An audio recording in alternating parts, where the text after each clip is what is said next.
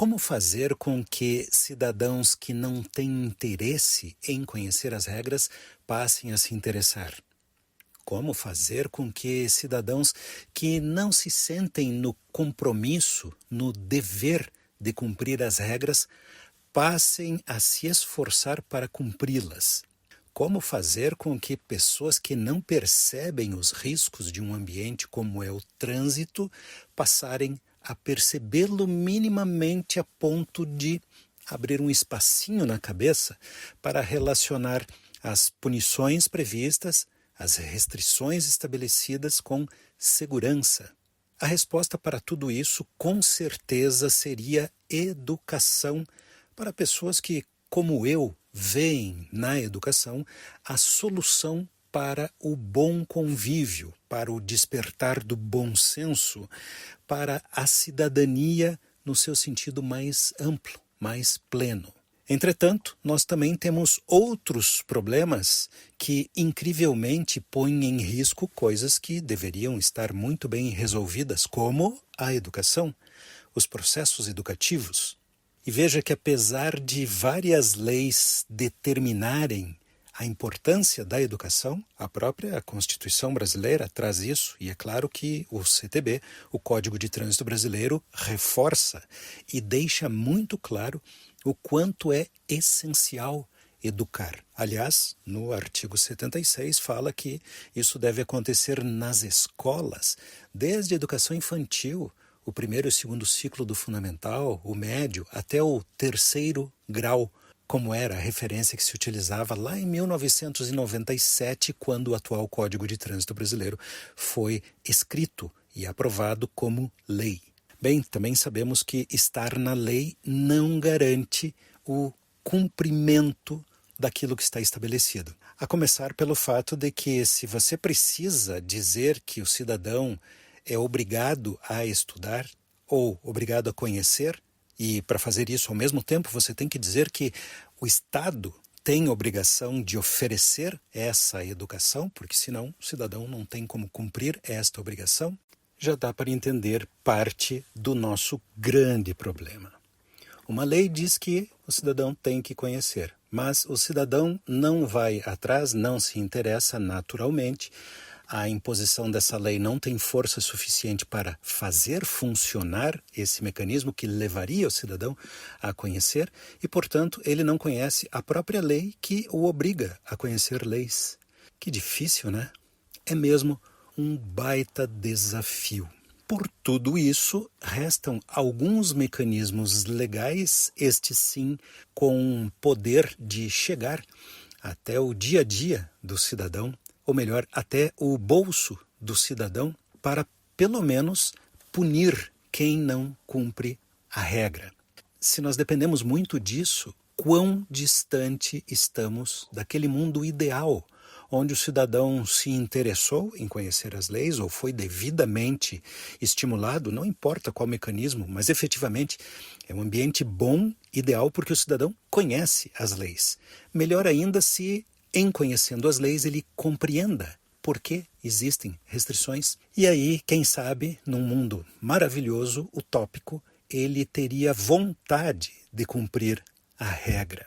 Tudo bem, eu estou exagerando. Tem muita gente que não tem problema nenhum em cumprir a regra, ainda bem, senão o nosso caos seria ainda maior. Mas veja que difícil é manter a ordem e a segurança no trânsito, porque seus usuários ou nem conhecem as regras, ou não têm vontade nem de conhecer, nem de obedecer. Mas vamos lá que flagrar um condutor em excesso de velocidade, fazer um estacionamento em local não permitido ou uma manobra proibida, se flagrado pelo agente da autoridade de trânsito, gera uma punição. Bem, a essência do nosso Sistema Nacional de Trânsito prevê que as punições são necessárias e indispensáveis. Provavelmente nessa parte os legisladores têm lá suas razões, porque pelo mínimo há uma força que direciona, que condiciona as pessoas a obedecerem às regras. Considerando que as regras estão em função de princípios defendidos pela mais nobre, inteligente e de bom senso direção defensiva, normas gerais de circulação e conduta, então está tudo certo. Temos mesmo que fiscalizar e punir quem não cumpre as regras. Mas há punições e punições. Se a multa tiver um valor muito baixo, aqueles para os quais este valor é insignificante, não terão esta força sobre si, sobre o seu dia a dia, sobre sua vida, sobre seus negócios, para que aconteça esse efeito de, puxa vida, não posso gastar com isso. Vai faltar leite para as crianças, vai faltar a mensalidade da escola dos meus filhos, eu não posso ficar jogando dinheiro fora. Então, eu vou me cuidar para não tomar multas, ou seja, eu vou andar dentro da regra. E acreditem, quanto mais baixo este valor, quanto menor este impacto, maior a parcela da população que se sente assim. Aliás, num país onde as pessoas calculam se a prestação cabe no salário do mês, ao invés de calcularem o valor que estão pagando pelo seu veículo, é muito provável que o mesmo raciocínio raso seja aplicado em relação às multas. E aí, multas que não têm valores atualizados, e nós sofremos, digamos, gravemente disso, porque passamos anos e anos sem revisar o valor das multas, não conseguem contribuir para que haja mais obediência às regras.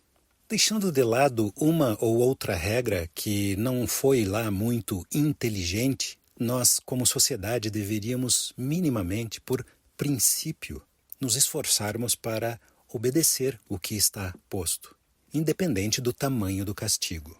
Mas temos exemplos impressionantes que vêm lá de fora. Muitas vezes você me ouviu falar aqui, e ouviu tantos especialistas falarem sobre quanto o trânsito é civilizado na Europa. E muitas vezes o país mais citado é a Alemanha, onde tudo parece funcionar muito bem. Eles sequer têm lei seca, consomem muito álcool, mas não misturam uma coisa com a outra. Agora, se você pensa que é só porque são bons cidadãos, saiba que as multas, o valor pago em espécie, é extremamente significativo num país como a Alemanha. Aliás, todos os países que têm o trânsito muito bem organizado tendem a apresentar valores muito significativos, de tal forma que a pessoa tem, sim, um prejuízo enorme caso desobedeça uma regra de trânsito e principalmente se provocarem um acidente de trânsito.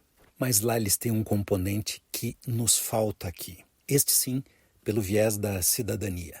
O cidadão europeu, no geral, tem vergonha de tomar multa no trânsito. E ele sofre, sim, uma espécie de bullying do amigo, do colega de trabalho, enfim, porque tomar multa no trânsito é coisa de boboca, é coisa de gente distraída.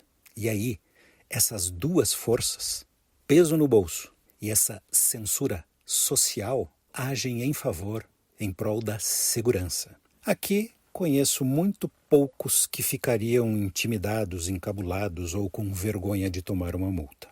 Nós somos bem sem vergonha no trânsito. E como o valor é baixo, muito mais do que aquele grupo para o qual não pesa, nós temos uma quantidade imensa de cidadãos que não estão nem aí. Aliás, muitos profissionais que se especializaram em apoio administrativo ou advocatício no recurso de multas sabem o quanto há de fé e esperança de que uma multa sempre pode ser cancelada. É claro que não é assim, mas essa crença acaba colaborando para esta desimportância cultural que nós damos para as punições de trânsito. Então, minimamente, os valores das nossas multas deveriam ser muito maiores. E, de novo, os países de fora têm muito a nos ensinar. Por exemplo, com mecanismos que fazem uma adequação do poder aquisitivo da pessoa, da renda daquela família e ou o valor do veículo que ela tem para determinar uma punição que seja proporcionalmente, minimamente, eficaz para aquele cidadão,